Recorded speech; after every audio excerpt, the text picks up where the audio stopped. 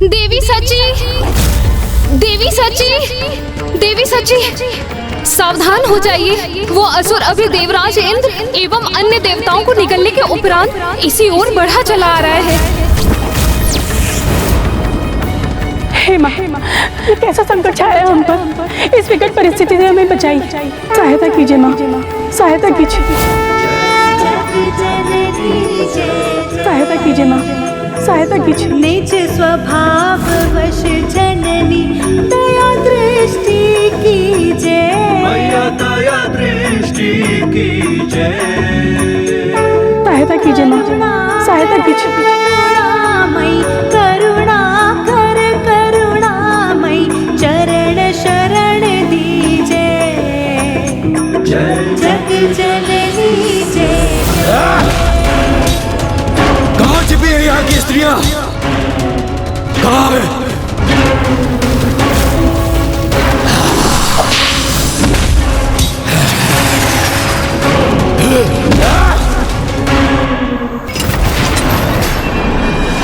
कहाँ है यहाँ की स्त्रियां? कहाँ है? सबको लेकर जाऊंगा यहाँ से। कहाँ है? कहाँ है सब?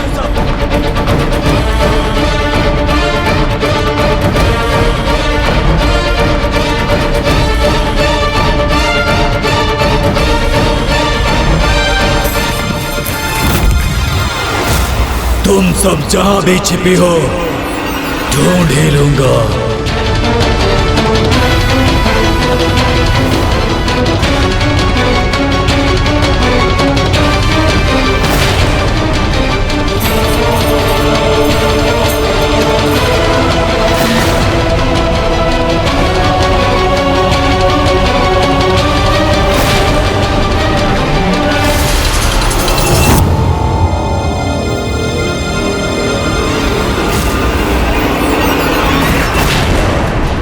प्रतीत होता है सब कहीं अन्यत्र छिप गई हैं, स्वयं को मुझसे रक्षित करने के लिए।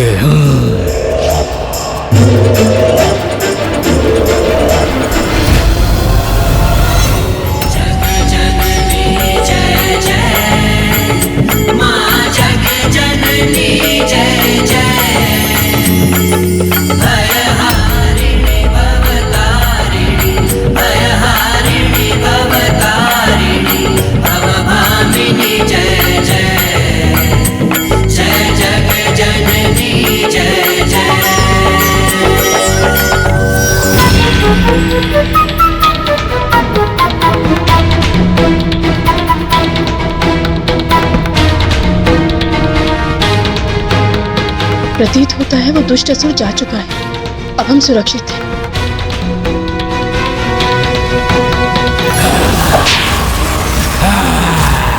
अरुणासुर से नहीं बच सकते तुम लोग।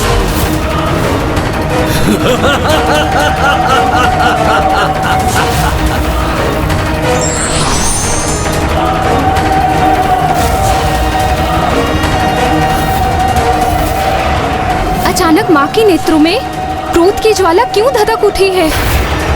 अवश्य माँ को किसी अप्रिय घटना का आभास हुआ है। सृष्टि में कहीं बड़ी अनिष्टकारी घटना घटित होने का संकेत है ये।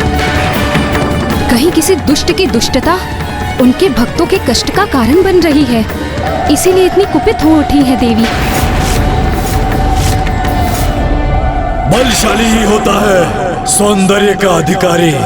ऐ स्वर्ग की देवियों, अपने नवीन स्वामी के समक्ष समर्पण करो और स्वामित्व स्वीकार करो मेरा।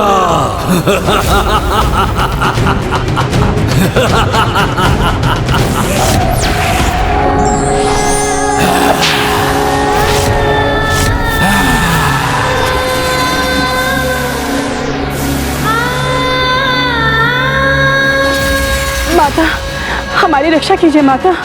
माँ आदिशक्ति, हमारी रक्षा कीजिए, हमारी रक्षा कीजिए हमारी माता। रक्षा कीजिए, इस दुष्ट सती से हमारी रक्षा हमारी रक्षा कीजिए। कीजिए।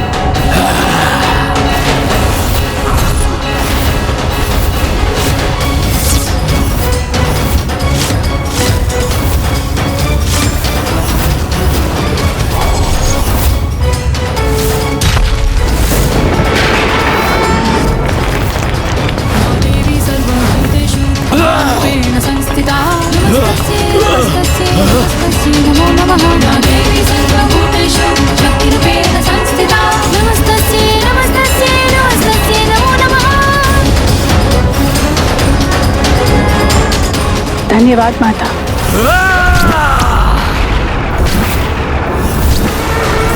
अपनी छद्म माया से मुझे विचलित करने का दुस्साहस कर रही हो तुम। दुस्साहस तो तुमने किया था, नारी को स्वयं से निम्न समझने का दुस्साहस, अपने बल के प्रभाव से हमारा अपमान करने का दुस्साहस। दुष्ट असुर, अभी तो माता ने मात्र तुम्हें चेतावनी दी है।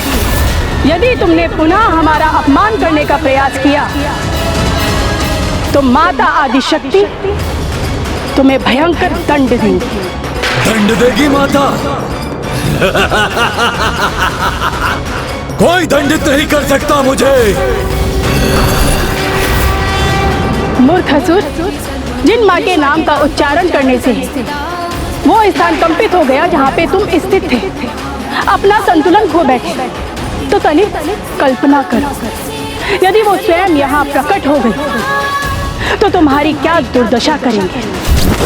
अभी भी समय है दुष्ट असुर, संभल जाओ दुष्ट, माता आदिशक्ति का भय करो। आदिशक्ति हो अथवा अंत शक्ति, अरुणासुर को किसी का भय नहीं और न ही किसी शक्ति का भय होगा। अरुणासुर की शक्ति के समक्ष हर शक्ति तुच्छ है। अरुणासुर हूं मैं। असुर महावीर अरुणासुर।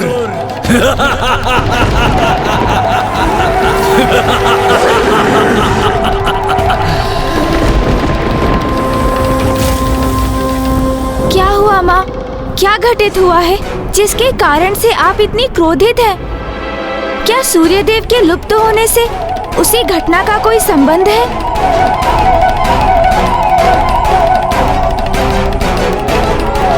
माँ, ये क्या दुर्गमासुर है?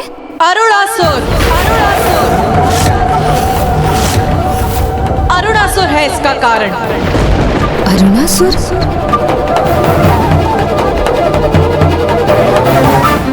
समस्त देवताओं को निगल लिया है उसने, और अब सूर्य देव को भी निगल लिया है। और अब सभी देवता मुझसे सहायता की गुहार लगा रहे हैं। इस दुष्ट के उदर से हमें मुक्त कराने की कृपा कीजिए माता।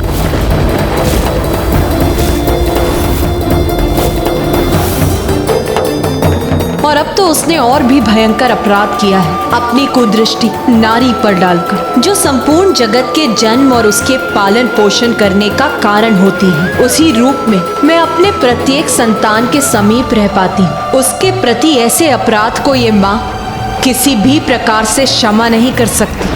मूर्खता कर रहे हो तुम, बहुत बड़ी मूर्खता। ये कुविचार त्याग दो अरुणासुर। मूर्खता नहीं, मेरा विचार तो मधुर आलाप करने का है। क्या करूं, इतनी सुंदरता जो मेरे समक्ष है, तो मेरे मन में प्रेमालाप करने की इच्छा तो जागृत होगी ना।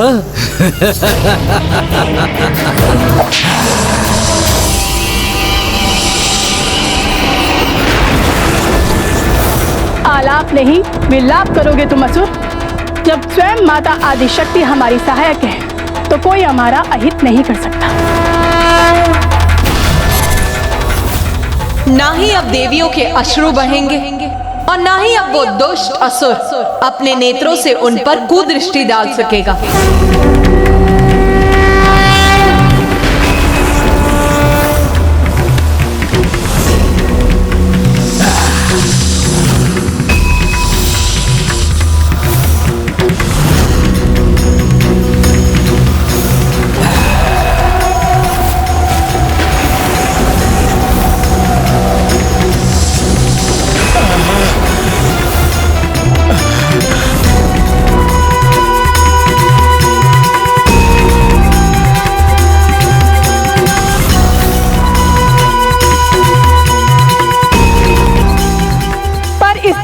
दृष्टि डालने का दंड है ये दुष्ट। अपनी जीवा को तुम अपना अस्त्र बनाते हो ना।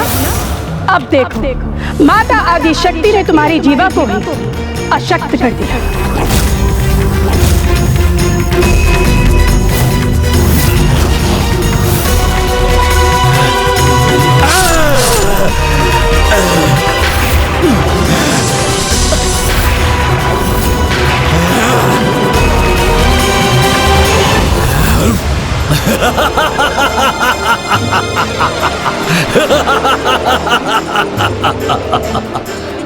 तुम्हारा स्पर्श करने में असमर्थ हुआ तो क्या, किंतु तुम्हें बंदी तो बना सकता हूं ना मैं।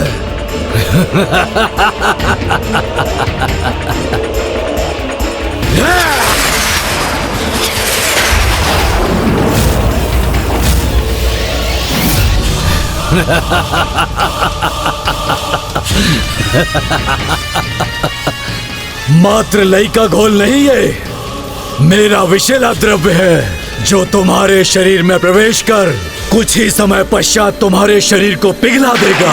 हमारी रक्षा कीजिए माता, हमारी रक्षा कीजिए। बहुत पीड़ा हो रही है, हमारी रक्षा कीजिए, हमारी रक्षा कीजिए। बहुत पीड़ा हो रही है माता, बहुत पीड़ा हो रही है, रक्षा कीजिए माता, हमारी करो अपनी माता का आह्वान। रक्षा कीजिए। मैं भी तो देखूं समय रहते प्रकट होकर वो तुम्हारी रक्षा कैसे करती है। सामर्थ्य है तो मुझसे मुक्त कराकर अपनी देवियों को ले जाए।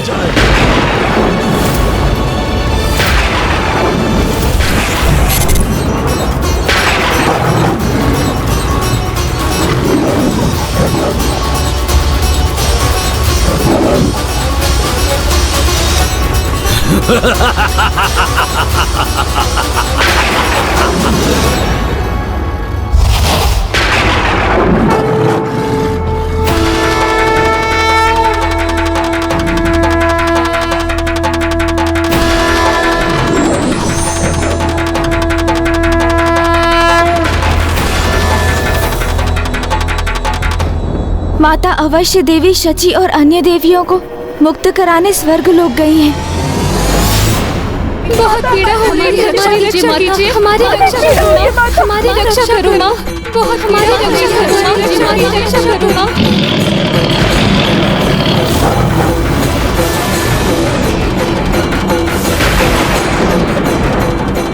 बहुत पीड़ा हो रही है माता, हमारी रक्षा कीजिए।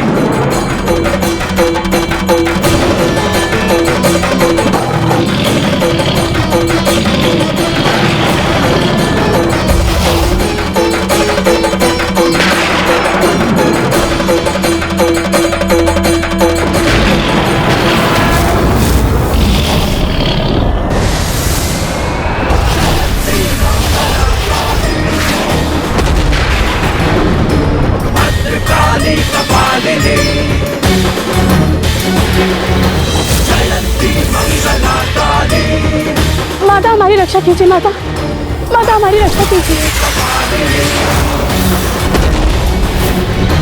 दुर्गा क्षमा शिवा दात्री,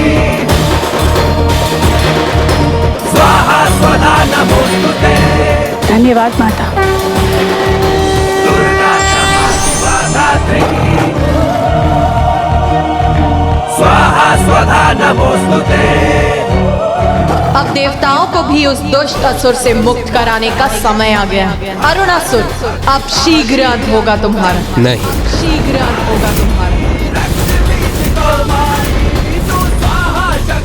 क्या हुआ फूफा जी ब्रह्मदेव, आप इतने चिंतित क्यों हैं? अरुणासुर का वध इतनी सहजता से संभव नहीं पुत्र, इसलिए देवी को वहां जाने से रोक लो पुत्र गणेश, क्योंकि उस असुर को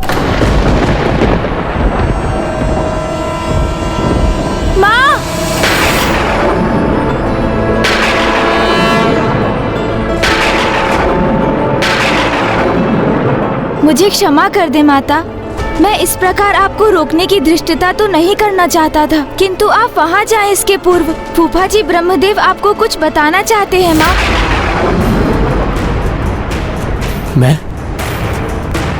मैं कहाँ कुछ बताना चाह रहा था। किंतु फूफा जी अभी तो आपने कहा था ना कि अरुणासुर का वध सहजता से संभव नहीं है, और आप कुछ कहते कहते रुक गए। बताइए ना फूफा जी, कैसे है उसका वध संभव?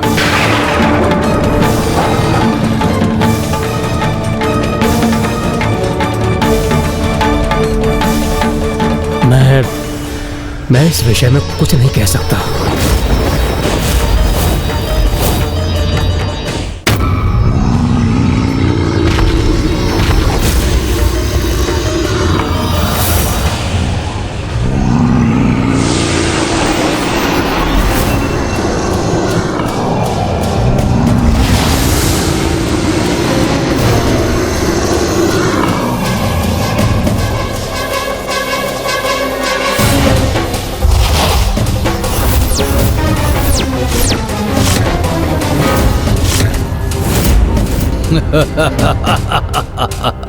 किंतु क्यों? आपको जो ज्ञात है वो हमें बताइए ना फूफा जी। देवताओं की सहायता करना तो हमारा कर्तव्य है फूफा जी, तो आप उस कर्तव्य को निभाने में संकोच कर क्यों रहे हैं?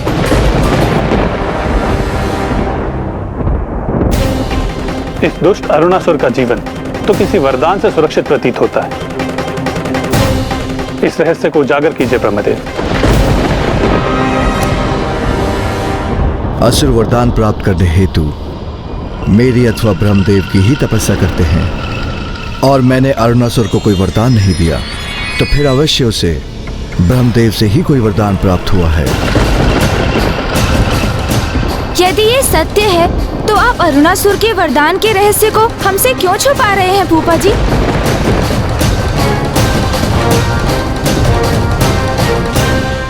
अमर हो तुम देवता, इसीलिए मेरे उदर में जीवित रहकर अपच ही उत्पन्न करोगे जो मुझे स्वीकार नहीं है।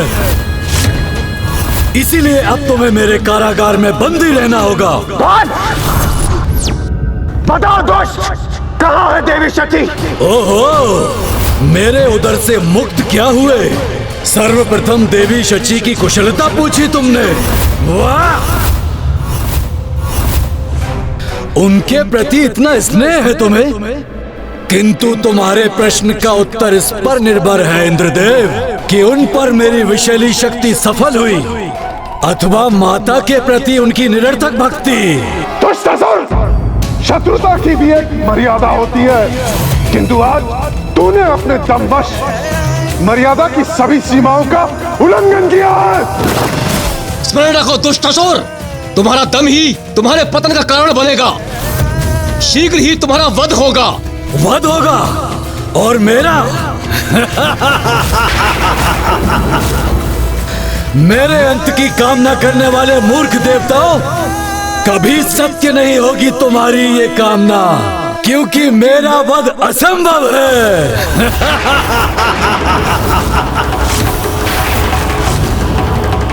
क्या हुआ? सत्य का श्रवण कर स्तब्ध क्यों हो गए तुम? मेरे वध का विशेष उपाय किसी को ज्ञात नहीं, और जिसे ज्ञात भी है वो उसे उजागर नहीं कर सकते।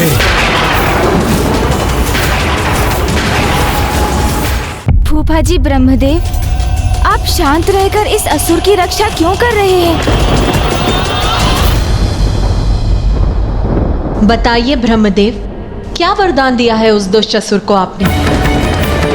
माँ, कदाचित वो इस प्रश्न का उत्तर इसलिए नहीं दे रहे हैं क्योंकि अरुणासुर ने उन्हें इसके लिए वचनबद्ध कर दिया है, अन्यथा वो हमें बताने में तनिक भी विलंब नहीं करते। माँ, गणेश का अनुमान उचित है। मैं अपने वचन में बंधा होने के कारण कुछ भी कहने में असमर्थ हूँ।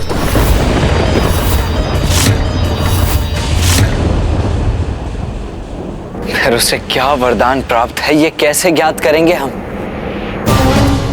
फूफा जी, ब्रह्मदेव के अतिरिक्त और किसे ज्ञात हो सकता है ये गुप्त रहस्य? फूफा जी के अतिरिक्त यदि किसी अन्य को ये रहस्य ज्ञात हो सकता है तो वो तो स्वयं अरुणासुर ही है। और वो दुष्ट अपनी मृत्यु का रहस्य किसी भी स्थिति में नहीं बताएगा, अर्थात उसके वरदान को कोई भी नहीं जान पाएगा। तो फिर ये तो हमें उसी से ज्ञात करना होगा, किंतु आप चिंता मत कीजिए भैया, वो अपना रहस्य स्वयं अपने मुख से उजागर करेगा। किंतु कैसे गणेश? क्या तुम ये तो नहीं सुझा रहे हो कि हम वहां जाकर बलपूर्वक उसे विवश करें कि वो अपना रहस्य बता दे? नहीं भैया, यदि हमने ऐसा प्रयास किया तो वो देवताओं को क्षति पहुंचा सकता है जो उसके बंदी हैं।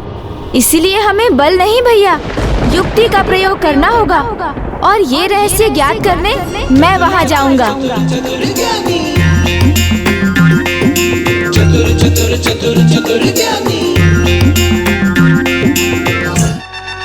माता, आप स्वयं ही कहा करती हैं ना कि बिना पूर्ण सोच विचार किए कार्य कभी सफल नहीं होते।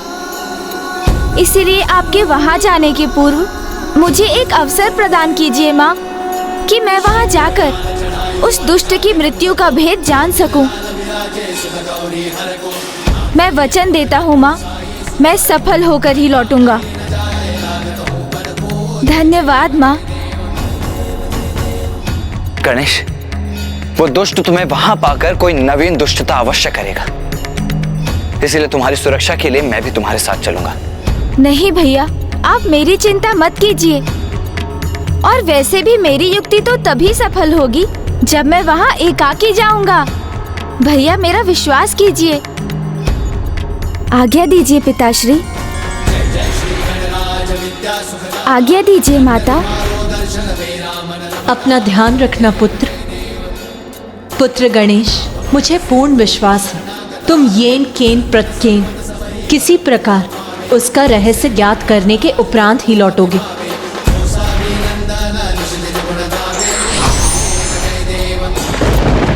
प्रतीत होता है गणेश को कोई युक्ति भी सूझ चुकी है और उसने उसके अनुसार अपनी योजना की रचना भी कर ली है। किंतु क्या है उसकी ये युक्ति?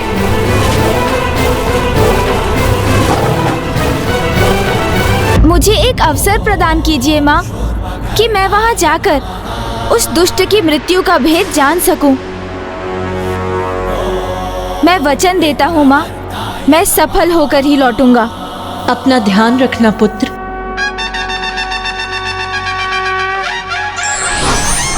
स्मरण रखना देवताओं, मेरे इस स्थान में आने के द्वार सदैव खुले हैं, किंतु यहाँ से प्रस्थान करने का मार्ग एक ऐसा संकटमयी जाल है जिसे भेद कर यहाँ से निकलना असंभव है।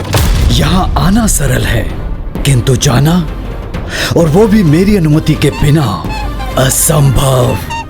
आगंतुक जाता नहीं, चला जाता है, क्योंकि यहाँ दाहिनी ओर एक ऐसी ज्वाला है जो किसी को भी पल भर में भस्म कर देती है,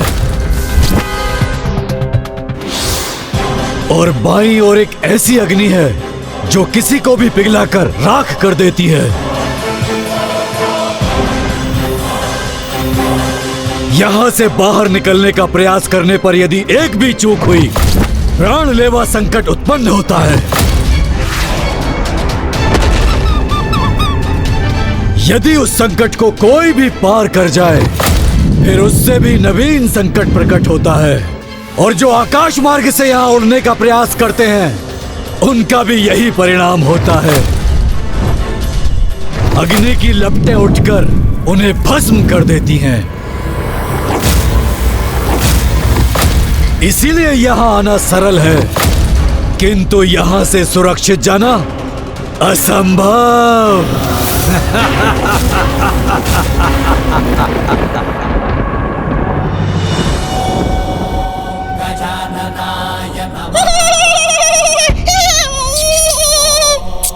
आप तो आज बहुत प्रसन्न हो रहे हैं मूषक जी। हाँ प्रभु, क्योंकि आज हम बिना युद्ध किए अपनी समस्या का हल ढूंढने जा रहे हैं। किंतु यदि हम युद्ध करने के लिए विवश हो गए तो? क्या प्रभु, आपको सुरक्षित रखने हेतु मुझे पुनः युद्ध भूमि में प्रवेश करना होगा।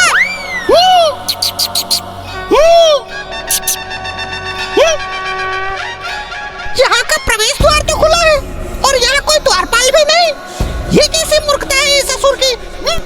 शत्रु को मूर्ख समझने वाला बहुत बड़ी मूर्खता करता है मूषक जी। आप मुझे मूर्ख पुकार रहे हैं प्रभु? कि खुला द्वार कोई मूर्खता नहीं, अन्य कोई दुष्ट बुद्धि ऐसी मूर्खता नहीं कर सकता। मुझे तो ये उस दुष्ट का षड्यंत्र प्रतीत हो रहा है मूषक जी। षड्यंत्र प्रभु? अर्थात संकट? हाँ मूषक जी, किंतु भयभीत मत होइए आप, क्योंकि भयभीत होना तो पराजय के द्वार खोलता है, और हम यहाँ पर पराजित होने नहीं आए हैं। चलिए अब भीतर चलना होगा।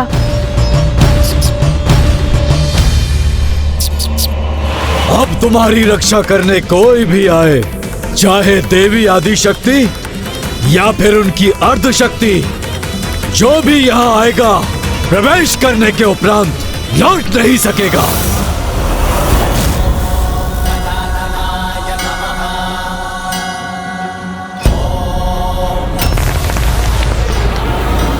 मुझे ऐसा आभास क्यों हो रहा है जैसे मेरे पीछे कुछ हो रहा हो?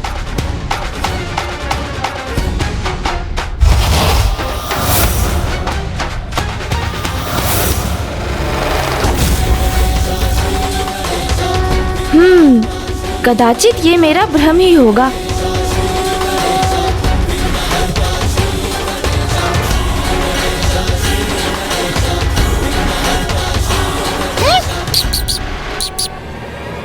बाहर निकलो अरुणासुर।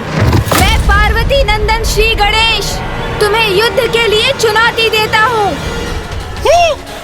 आओ बाहर निकलो, युद्ध करो मुझसे। प्रभु ये क्या वास्तव में हम यहाँ युद्ध लड़ने ही आए हैं? प्रभु आपने तो कहा था यहाँ शक्ति नहीं युक्ति का प्रयोग करेंगे हम, फिर आप इस असुर को युद्ध की चुनौती क्यों दे रहे हैं प्रभु? चिंता मत कीजिए मूषक जी, बस आप तो देखते जाइए। यदि है इतना सामर्थ्य तो युद्ध करो मुझसे, प्रदर्शन करो अपने सामर्थ्य का। बाहर आओ।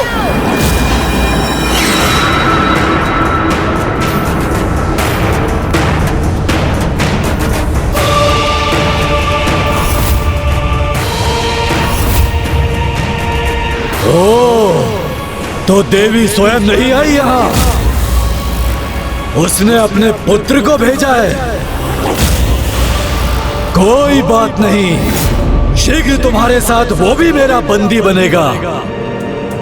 तब तो देवी स्वयं आने में विवश हो जाएगी ना।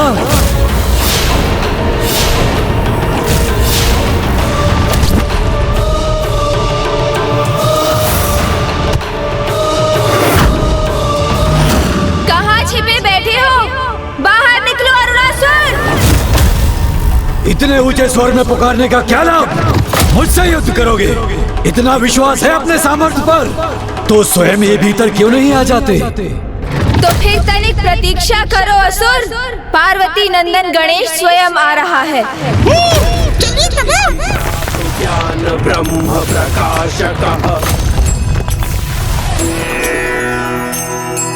मैं भी तो देखूं कौन है ये गणेश जिसने मुझे चुनौती देने का साहस किया।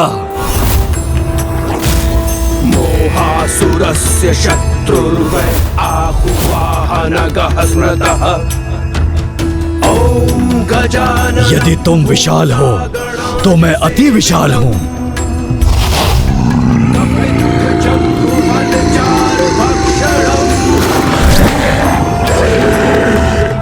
उमासुतं शोक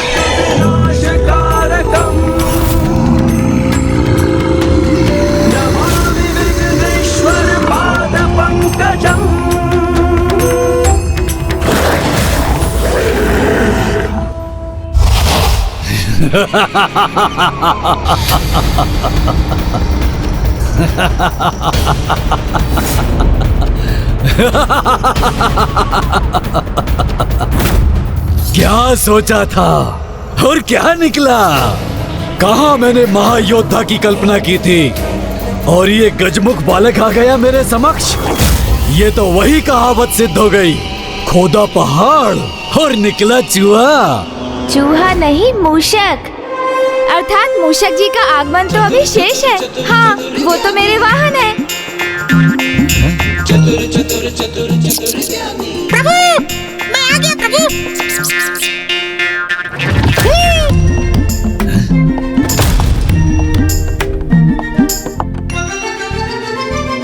तुम्हारा तो आरंभ होते ही अंत हो जाता है। तुम्हारी माता को तनिक भी दया नहीं आई तुम्हारे ऊपर। तुम जैसे नन्हे बालक को मुझसे युद्ध करने के लिए भेज दिया। जीवित नहीं देखना चाहती क्या वो तुम्हें? किंतु आ ही गए हो तो आगे बढ़ो। मुझको युद्ध की चुनौती दी है ना तुमने। निकालो अपना अस्त्र और युद्ध करो मुझसे। अस्त्र? किंतु मैं तो कोई अस्त्र लेकर ही नहीं आया। तो फिर मुझसे युद्ध कैसे करोगे? चलो कोई बात नहीं, मैं ही अस्त्र प्रदान करूंगा तुम्हें। अर्थात आप इतने शक्तिशाली, शक्ति संपन्न, विशालकाय होने के पश्चात भी मेरे समान एक नन्हे बालक से युद्ध करेंगे? क्या ऐसा युद्ध आप जैसे शक्तिशाली असुर को शोभा देता है भला?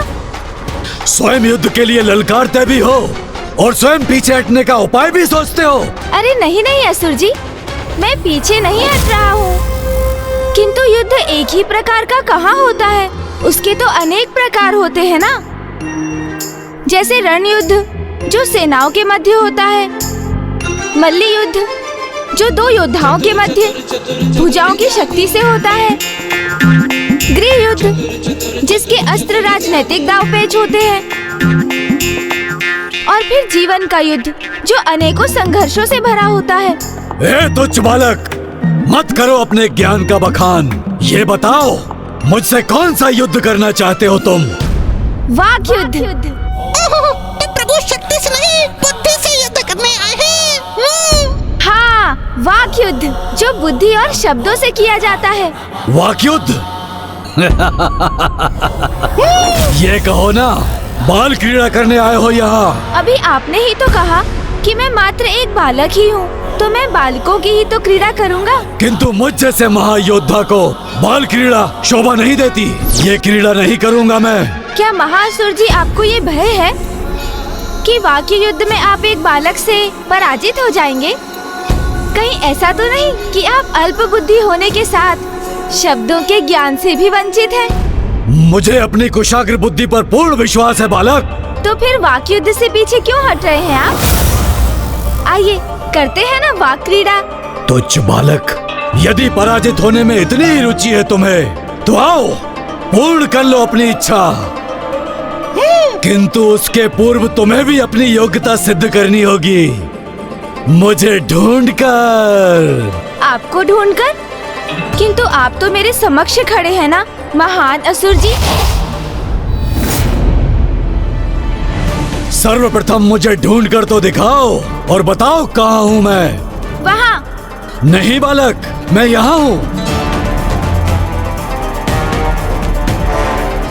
अब दो ही अवसर शेष हैं तुम्हारे पास, बताओ कहाँ हूँ मैं।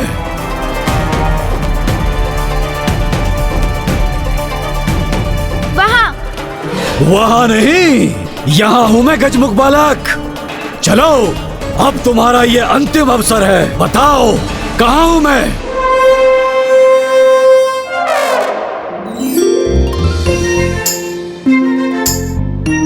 बहुत निपुण हैं आप छिपने में असुर जी।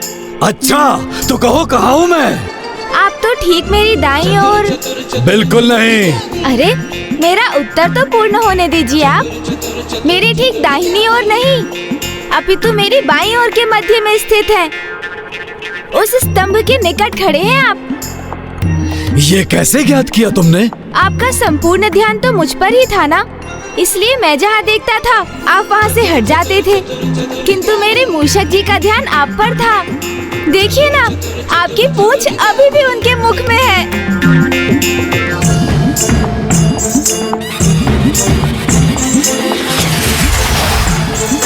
चतुर गणेशा। कदाचित आप भूल गए महान असुर जी कि मूषक सूंघकर किसी भी वस्तु को ढूंढ निकालने में बहुत निपुण होते हैं। मूषक की सहायता लेने का लाभ तो हुआ है तुम्हें, किंतु मैं अब तुम्हें तुम्हारी क्रीड़ा में पराजित करूंगा, और वो भी तुम्हारे तुच्छ देवताओं के समक्ष।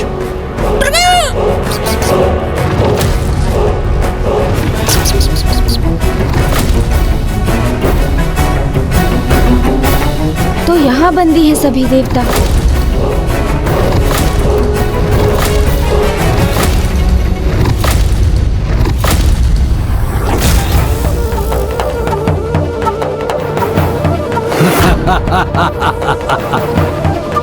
मुझे ज्ञात नहीं गणेश जी यहाँ क्यों पधारे हैं। कहीं स्वयं को वो किसी संकट में न डाल दे। हाँ इंद्रदेव, इस असुर के मृत्यु का उपाय तो किसी को भी ज्ञात नहीं, इसीलिए सरल नहीं होगा इसे पराजित करना।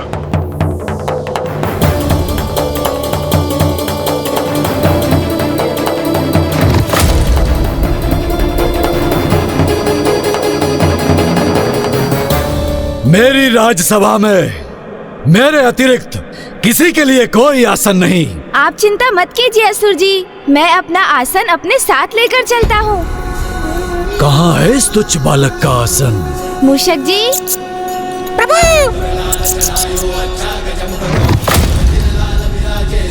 विराजिए प्रभु।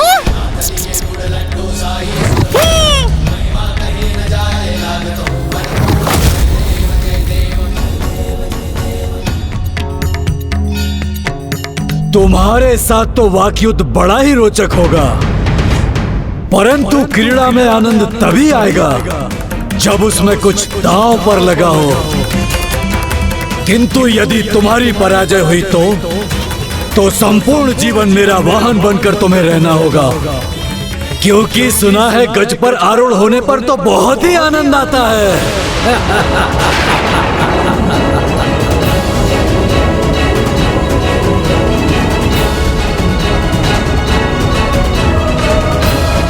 उचित है, स्वीकार है मुझे।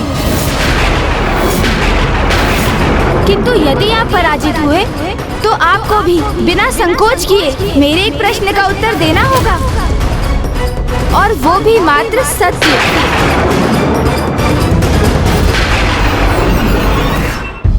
अरे अरे, आप तो पुनः संशय में चले गए। इतना विचलित मत होइए महान असुर जी, मैं आपसे अधिक कठिन प्रश्न नहीं पूछूंगा। मुझे स्वीकार है। गणेश जी स्वयं को संकट में क्यों डाल रहे हैं? प्रतीत होता है कि वो किसी योजना के साथ ही यहाँ आए हैं। तो महान असुर जी, क्रीड़ा आरंभ करने के पूर्व हमें उसके नियम स्थापित करने होंगे। हम एक साथ एक दूसरे से 3-3 प्रश्न पूछेंगे, जिनका उत्तर हमें मात्र 3 क्षणों में ही देना होगा। और जो उत्तर नहीं दे सकेगा वो पराजय स्वीकार करेगा। उचित है, किंतु मेरा भी एक नियम है, प्रश्न रोचक होने चाहिए। तो ये प्रश्न किस विषय पर होंगे, उसका चुनाव आप ही क्यों नहीं कर लेते असुर जी? क्रीड़ा तुम्हारी है तो तुम ही विचार करो, मैं क्यों व्यर्थ में अपनी बुद्धि को कष्ट दूं?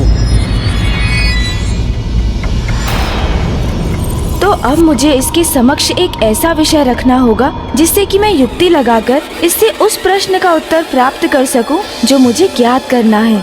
तो ठीक है, ज्ञान शास्त्र। अरे ज्ञान का नाम सुनते ही मुझे निद्रा का आभास होता है। फिर दर्शन शास्त्र।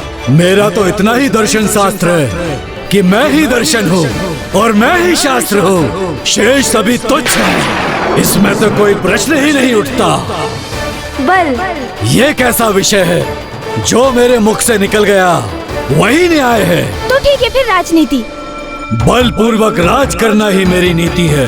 जो मेरे सम्मुख खड़ा होता है उसे बल पूर्वक नष्ट करना ही मेरी राजनीति है।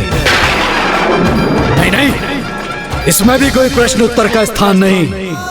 प्रतीत होता है असुरों को तो एक ही शब्द भाता है, बल।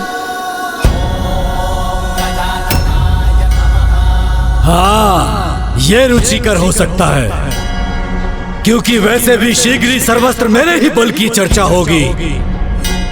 उचित है फिर असुर जी, हम वाक युद्ध की क्रीड़ा आरंभ करते हैं। अब मैं सर्वप्रथम आपसे 3 प्रश्न पूछूंगा और आप बिना रुके उन तीनों प्रश्नों का उत्तर देंगे, और फिर आप 3 प्रश्न पूछेंगे जिसका उत्तर मैं दूंगा, और हमारी ये क्रीड़ा इसी क्रम में आगे चलेगी जब तक कि कोई उत्तर देने में चूक नहीं करता। उचित है, उचित है। तो समय व्यर्थ मत करो और आरंभ करो अपनी क्रीड़ा।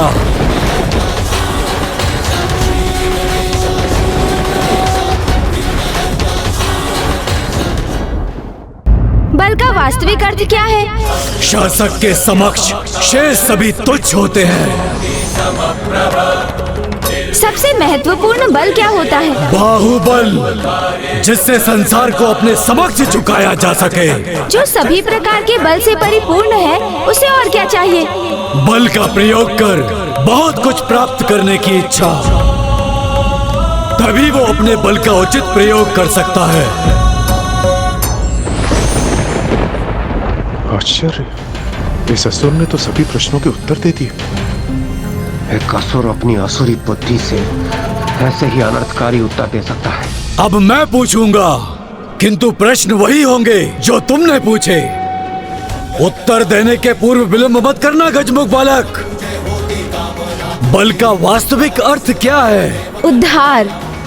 बल से किसी असहाय पीड़ित की सहायता और उद्धार न किया जाए तो वो बल व्यर्थ हो जाता है महान असुर जी। सबसे महत्वपूर्ण बल क्या है? बुद्धि बल, जिससे संसार को झुकाने के स्थान पर उसके प्रभाव से संसार की भलाई का उपाय किया जा सकता है। जो सभी प्रकार के बल से परिपूर्ण होता है, उसे और क्या चाहिए? संतुष्टि, क्योंकि बलशाली होने पर भी असंतुष्ट रहने वालों का बल अंततः उन्हीं को क्षति पहुंचाता है। ये हैं इन प्रश्नों के उचित उत्तर।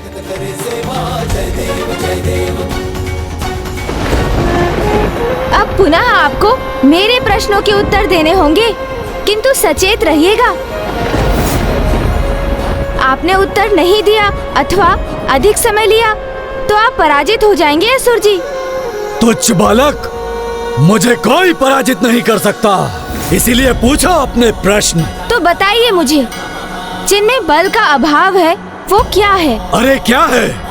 व्यर्थ है वो, निरर्थक है उनका जीवन। जो बलहीन है तो वो अपना जीवन सार्थक करने हेतु स्वयं को कैसे बलशाली बना सकते हैं? वरदान की शक्ति से।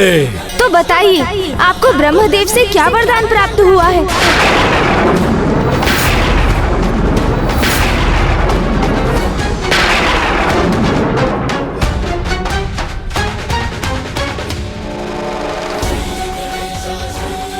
तो अब मैं समझा, ये वाक युद्ध प्रथम पूज्य गणेश जी की एक युक्ति है। इस दुष्ट को उसके मुख से उसके ही वरदान अर्थात उसके वध का रहस्य ज्ञात करना चाहते हैं प्रथम पूज्य गणेश जी। अद्भुत है प्रथम पूज्य गणेश जी की बुद्धि। यदि यह दुष्ट उनके इस प्रश्न का उत्तर देता है तो स्वयं अपने ही मुख से अपने वध के रहस्य को उजागर करता है, और यदि प्रश्न का उत्तर नहीं देता है तो वह इस वाक युद्ध में पराजित होकर गणेश जी के एक प्रश्न का उत्तर देने के लिए बाध्य होगा।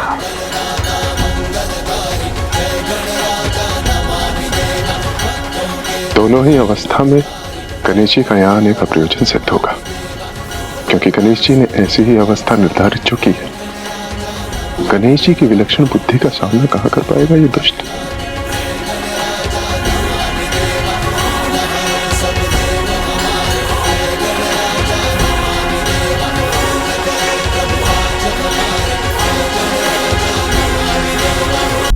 तो बताइए, आपको ब्रह्मदेव से क्या वरदान प्राप्त हुआ है? गुप्त वरदान। ब्रह्मदेव से गुप्त वरदान प्राप्त किया है मैंने, जिसका भेद मेरे मुख से कभी उजागर नहीं हो सकता, और ब्रह्मदेव भी मेरे वचन से बंधे होने के कारण इसकी चर्चा किसी से नहीं कर सकते। अपनी मृत्यु के भेद को छुपाए रखने में सफल होकर इस दुष्ट ने अपनी सुरक्षा सुनिश्चित कर। किंतु ये हुआ कैसे? बुद्धि का अभाव तो अहंकारी असुरों का स्वभाव होता है। तो फिर इस असुर में गणेश जी की युक्ति को असफल करने की बुद्धि कहां से उत्पन्न हो गई? क्या हुआ? स्तब्ध रह गए ना तुम तुच्छ गजमुख बालक? मेरे इस उत्तर की अपेक्षा नहीं थी ना तुम्हें? रहस्य है, अवश्य कोई रहस्य है, अन्य असुरों से इसके भिन्न होने के पीछे। अब अपनी माला का जाप संपन्न करके अनंत पीड़ा दूंगा तुम्हें, और तुम्हारी इस क्रीड़ा का अंत करूंगा मैं। एक कीट के समान मसल के रख दूंगा तुझे तुच्छ गजमुख।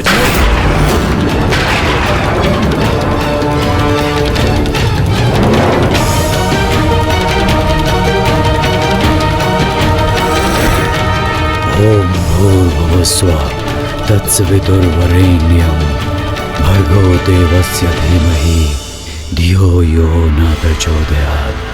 ओम। इस दुष्ट असुर से उत्पन्न सकारात्मक ऊर्जा प्रवाहित होकर मुझे प्रभावित कर रही है, किंतु कैसे संभव है ये? धियो यो न प्रचोदयात्। ओम भूर्भुवः स्वः तत्सवितुर्वरेण्यं भर्गो देवस्य धीमहि। ओह, अब मैं समझा, इसकी सकारात्मक ऊर्जा का कारण है।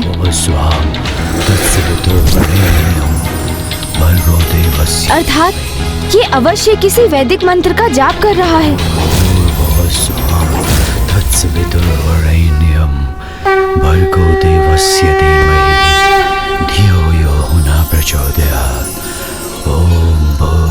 ये तो गायत्री मंत्र है। विश्वास नहीं होता, ये दुष्ट असुर माँ गायत्री का उपासक है। ओम भूर्भुवस्वाम तत्सवितुर्वरेण्यं भर्गो देवस्य धीमहि धियो यो न प्रचोदयात्। ओम भूर्भुवस्वाम तत्सवितुर्वरेण्यं भर्गो देवस्य धीमहि धियो यो न प्रचोदयात्। तो इसलिए अपने जाल में उलझा नहीं सका इसे, क्योंकि जो कोई भी गायत्री मंत्र का जाप करता है बुद्धि, ज्ञान और एकाग्रता से समृद्ध हो जाता है और उसे किसी भी प्रकार से भ्रमित करना असंभव हो जाता है।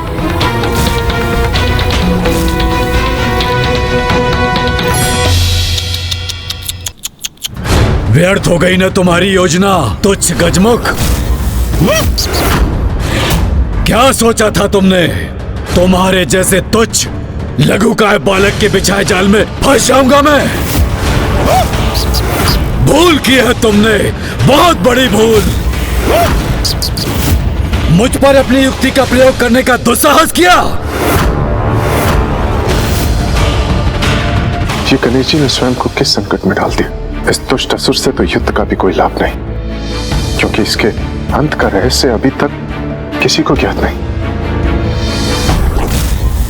कैसी विडंबना है ये। एक और उधर दुर्गमासुर तामसिक माता को विवश कर रहा है। इस पापी ने गायत्री माँ की उपासना से स्वयं को सुरक्षित किया हुआ है। मुझे ही कोई उपाय करना होगा जिससे ये दुष्ट गायत्री माँ की उपासना से अपना मुख मोड़ ले। अन्यथा इसके वरदान का रहस्य यदि ज्ञात भी हो गया तो भी इसका वध करना अत्यंत कठिन हो जाएगा। ब्रह्मांड के सर्वाधिक शक्तिशाली, सर्वाधिक विराट असुर को संसार के सबसे छोटे तुच्छ गजमुख बालक ने मूर्ख बनाने का प्रयास किया। मैं इस दुस्साहस का भयंकर दंड दूंगा तुम्हें।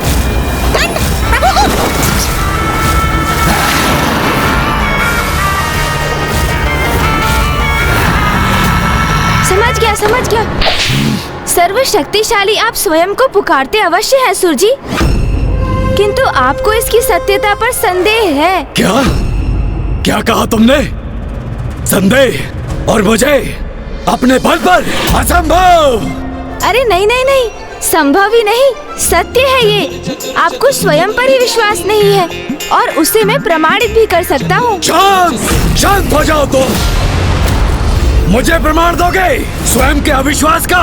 जो सत्य है उसे नकारने का क्या लाभ असुर जी? ये आपका स्वयं पर आपके विश्वास का ही तो परिणाम है, जिसके कारण आप माँ गायत्री की उपासना, उनका जाप करने पर विवश हैं। जाप नहीं, उपासना नहीं, मात्र अपनी माता का स्मरण कर उनकी स्मृति से प्रेरणा प्राप्त करने हेतु उनके दिए गए मंत्र का पाठ भर करता हूँ मैं।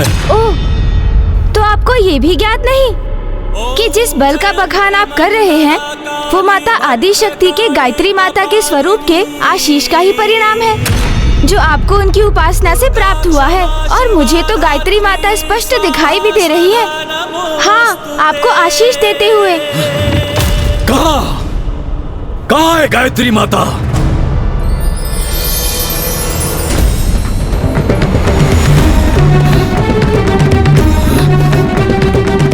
यहाँ तो कोई नहीं है गजमुख बालक। मुझे पुनः मूर्ख बनाने का प्रयास कर रहे हो तुम। माता के मंत्र के जाप से आपके अंतर में ज्ञान का प्रकाश अवश्य जागृत हुआ है सुर जी, किंतु आपके नेत्रों पर छाई अहंकार की काली छाया अभी भी आपकी दृष्टि बाधित कर रही है।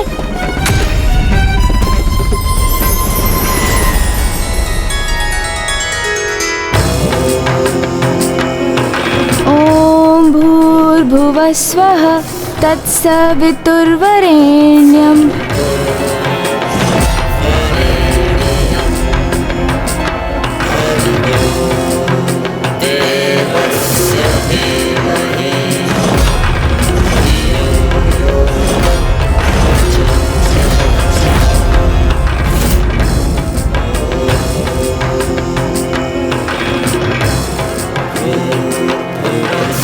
गणेश जी माता गायत्री का मंत्र जाप कर रहे हैं, कदाचित इसीलिए वो उनकी सकारात्मक ऊर्जा एवं शक्ति को स्वयं में ग्रहण कर पा रहे हैं।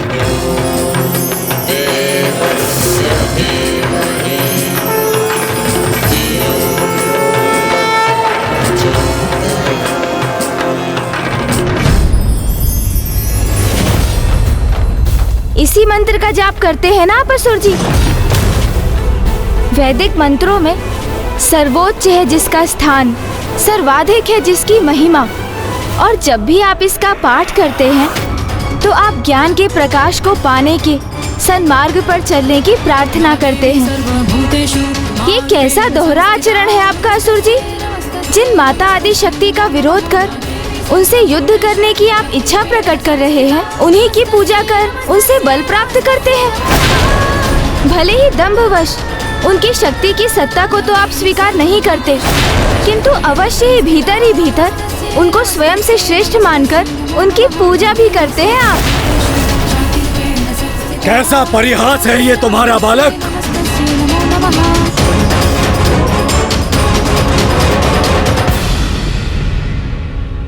किंतु यही अर्थ है इस मंत्र का, तो आज से रोक दूंगा इस जाप को। सर्वश्रेष्ठ हूं मैं, मुझे किसी की कोई उपासना करने की कोई आवश्यकता नहीं।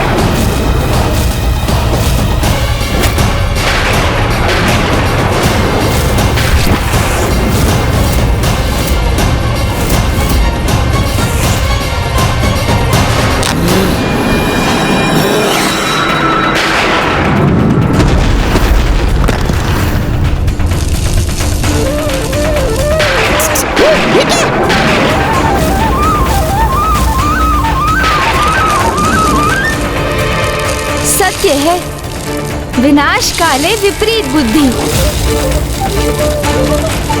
यह भी ज्ञात नहीं इस मूर्ख असुर को कि मंत्र के जाप से प्राप्त संपूर्ण शक्ति भक्त की जाप माला में ही संचित होती है।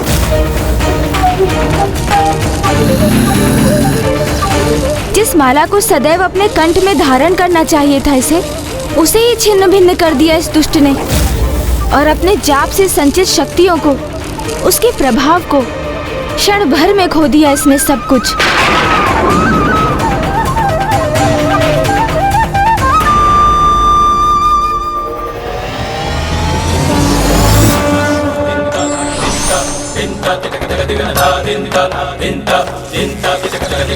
अब तक जो भी सकारात्मक ऊर्जा एवं शक्ति इसे प्राप्त थी, वो मंत्र जाप की माला तोड़कर खो दी इसने। इतना तुच्छ और लघु होकर भी मेरे बल पर संदेह करने का दुस्साहस कर रहे हो तुम?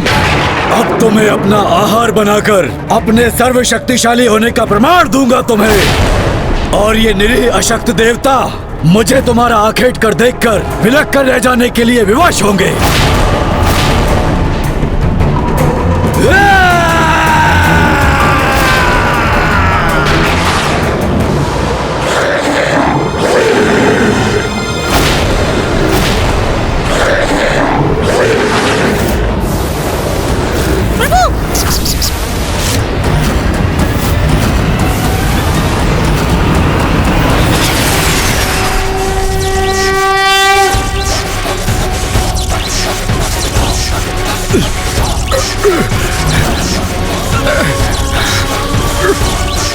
अद्भुत है प्रथम पूज्य गणेश जी की शक्ति।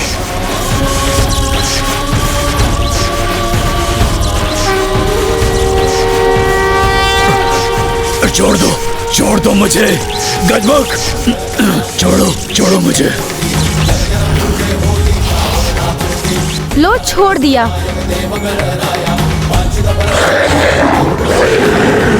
चलिए मूषक जी, जिस कार्य के लिए आए थे वो तो हुआ नहीं, किंतु उससे भी अधिक महत्वपूर्ण कार्य संपन्न किया है हमने।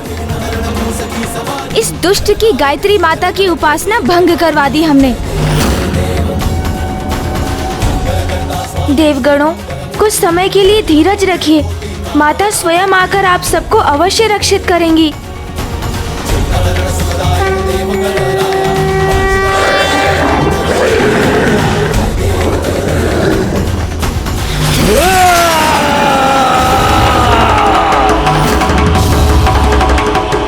प्रस्थान कहाँ कर रहे हो गजमुख बालक? अभी ये क्रीड़ा शेष है, क्योंकि एक मच्छर अगर सिंह को डंक मारने में सफल हो जाए तो वो सिर नहीं हो जाता। मैंने तुम्हें कम आंकने की भूल अवश्य की थी, किंतु तुम्हें अरुणासुर की वास्तविक शक्ति का परिचय अब ज्ञात होगा।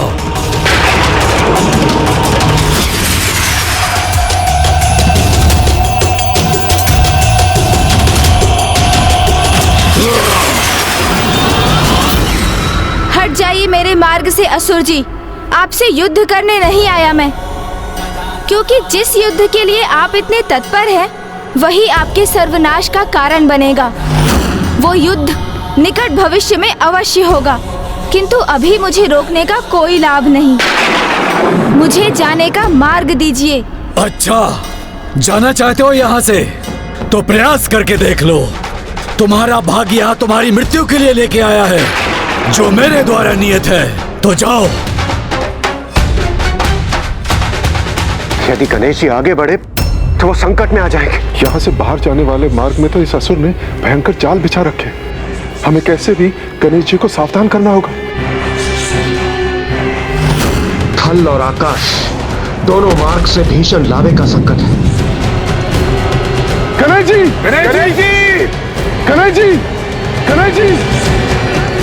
ये तुच्छ देवता कितना भी प्रयास कर लें, किंतु ये तुच्छ गजमुख को सावधान नहीं कर सकेंगे।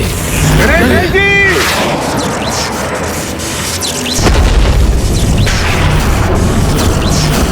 ये मूर्ख असुर कर क्या रहा है? अरे ये तो हमारे ही स्वर को बाधित करने का प्रयास कर रहा है। यहाँ से लौटने के पूर्व यदि मैं देवताओं को मुक्त करा सकता तो और अच्छा होता, किंतु यदि माँ ने मुझे इसका आदेश नहीं दिया था तो इसका यही अर्थ है कि ये शुभ कार्य उनके द्वारा ही होगा। वो स्वयं इस दुष्ट का वध कर देवताओं को मुक्त कराएंगी। इस प्रकार नहीं तो उस प्रकार ही सही, किंतु अंत तो तुम्हारा आज ही होकर रहेगा तुच्छ गजमुख। आकार ही कितना है तुम्हारा, इसलिए तुम अपनी मृत्यु के लिए उबलते लावा का चुनावरण करो अथवा धधकती अग्नि का। दोनों ही क्षण भर में तुम्हारा अस्तित्व मिटा देंगे।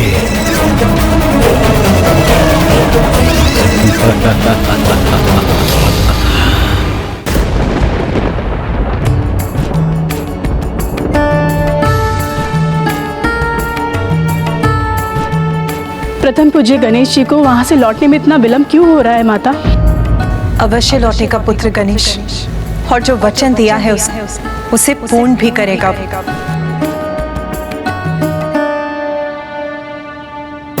माँ को गणेश पर पूर्ण विश्वास है, किंतु मैं अपनी चिंता कैसे शांत करूं? कदाचित मुझे वहां जाकर देखना चाहिए कि कहीं अनुज गणेश किसी कठिनाई में तो नहीं। वाक युद्ध करते करते कहीं वहां वास्तविक युद्ध तो आरंभ नहीं हो गया।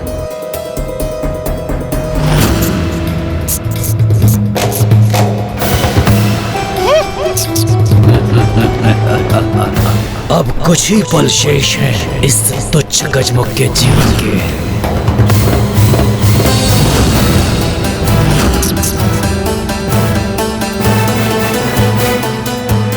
हाँ, एक पग और भरो गजमुख, तब मुझे आनंद आएगा।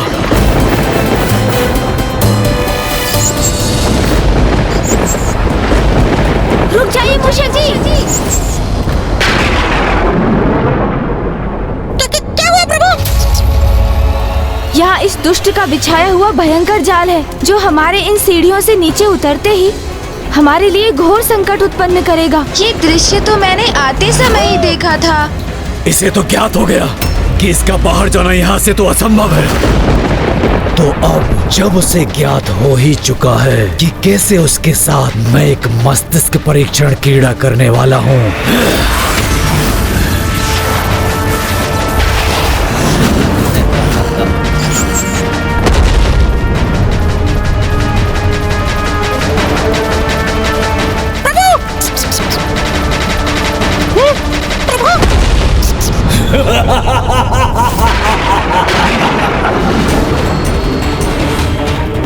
अब तुम्हारे समक्ष दो ही मार्ग हैं। प्रथम, मुझसे युद्ध कर अपनी मृत्यु स्वीकार करो, अथवा यहाँ से जाने की चेष्टा करो। किंतु स्मरण रखना, यदि तुमने थल मार्ग से जाने का प्रयास किया तो उबलता हुआ लावा तुम्हें पिघला देगा, और आकाश मार्ग से जाने का प्रयास किया तो धधकती हुई ज्वाला से झुलसकर नष्ट हो जाओगे तुम। तुम्हारे जैसे छोटे गजमुख को यहाँ आने से पूर्व अनेक बार विचार करना चाहिए था।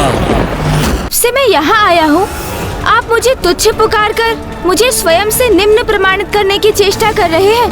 अपने विशाल काय आकार को लेकर इतना अहंकार क्यों है आपको? आकार ही किसी के सामर्थ्य का सूचक क्यों है आपके लिए? उचित कहा प्रभु। हाँ, ये भी सत्य है कि कुछ स्थिति में आकार सर्वाधिक महत्वपूर्ण अवश्य हो जाता है, जैसे इस समय मेरे नहीं तुम्हारे इस साम्राज्य के लिए।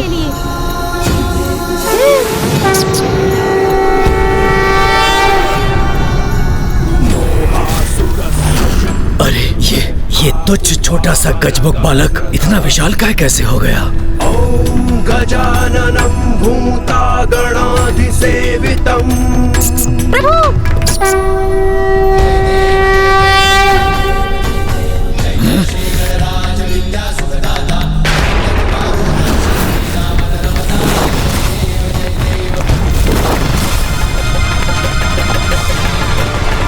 इसके भार के प्रभाव से ये स्थल भी विभक्त हो गया, जिसके कारण मेरा भवन वो नष्ट हो रहा है।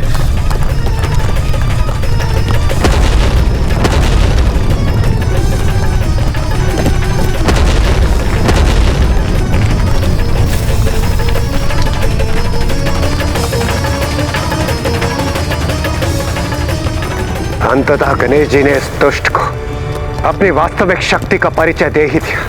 मेरे विचार से आज हम दोनों ने एक अत्यंत महत्वपूर्ण पाठ सीखा है कि हमें अपने शत्रु को कभी कम नहीं आंकना चाहिए।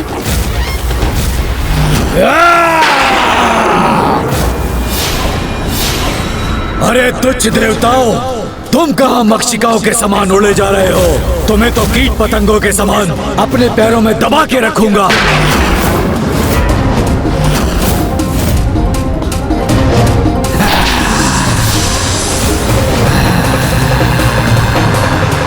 मूर्खसुर, जिनके पुत्र ने तुम्हारी ऐसी अवस्था की है, जब वो स्वयं यहाँ पधारेंगी तो तुम्हारी कैसी दुर्दशा करेगी, ये तो तुम्हें ज्ञात हो ही गया होगा।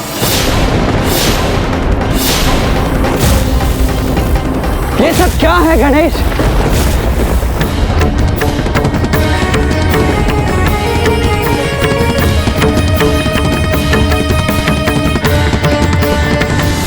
यहाँ क्या करने आए थे तुम? और ये सब क्या कर दिया तुमने? शक्ति प्रदर्शन में देखो कितना विनाश कर दिया है तुमने। और माँ को दिया हुआ वचन, जिस कार्य के लिए उन्होंने तुम्हें यहाँ भेजा था, वो पूर्ण किया ना तुमने? क्या उस असुर के वध का उपाय ज्ञात कर सके तुम? उत्तर दो गणेश। नहीं भैया, किंतु उस दुष्ट को एक उचित पाठ पढ़ाने की बहुत आवश्यकता थी। वो मेरी युक्ति में नहीं उलझा। किंतु आप चिंता ना करें, मैं वो भी अवश्य ज्ञात कर लूंगा भैया। किंतु अब उसकी मृत्यु के कारण को कैसे ज्ञात करेंगे हम, ये मेरी समझ के बाहर है गणेश। शत्रु किसी व्यवसाय में हो या फिर सगे संबंधियों के बीच, उसे छोटा अथवा निष्क्रिय समझने की भूल करना स्वयं के लिए संकट को निमंत्रण देने के समान